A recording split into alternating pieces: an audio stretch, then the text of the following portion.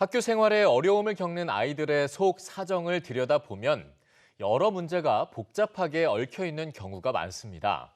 어느 한 문제만 해결하는 방식으로는 학생들을 제대로 지원하기가 어려운 건데요. 학교에서는 통합 지원팀을 만드는 등 새로운 시도에 나서는 가운데 법과 제도의 변화가 시급하다는 지적입니다. 이상미 기자가 현장을 다녀왔습니다.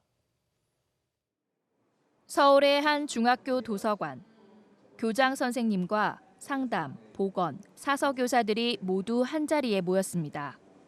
기초학력 부진부터 심리 정서적인 문제, 경제적인 어려움까지 다양한 이유로 위기를 겪는 아이들을 위한 팀을 꾸린 겁니다. 교사들은 정기적으로 모여 학생 한 명 한 명의 현재 상황을 다각도로 살펴보면서 어떻게 도와야 할지 함께 고민합니다. 나무가 아닌 숲을 보는 방식으로 각자에게 꼭 필요한 맞춤형 지원을 하기 위해서입니다. 한 발 더 나아가 도움이 필요한 학생들을 조기에 찾아내기도 합니다. 문제가 없지만 걱정이 되는 학생들에 대해서도 계속 거론을 하거든요.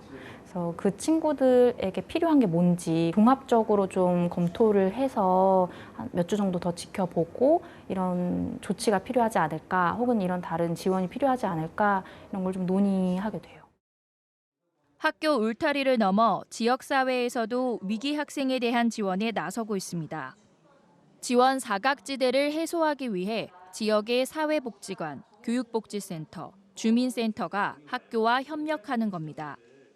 다만 위기 학생에 대한 정보를 공유할 수 있는 법적 근거가 없다 보니 지역사회와 연계하는 데 걸림돌이 많습니다.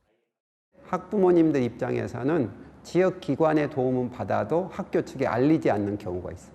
정보를 사전에 공유하고 있다거나 같이 동의를 받을 수 있다면 훨씬 더 적절하게 빨리 조기에 지원할 수 있는데 그렇지 못해서 놓치는 경우들이 실제적으로 있죠. 또 부모가 동의하지 않더라도 위기 학생을 우선 지원할 수 있어야 한다는 지적도 나옵니다.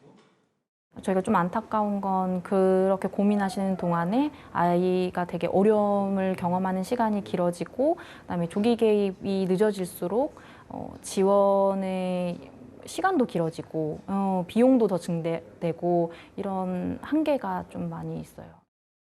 학생 맞춤 통합 지원 법안은 지난 국회에서 3건이나 발의됐지만 결국 통과되지 못했습니다.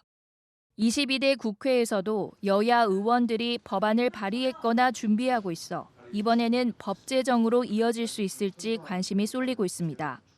EBS 뉴스 이상미입니다.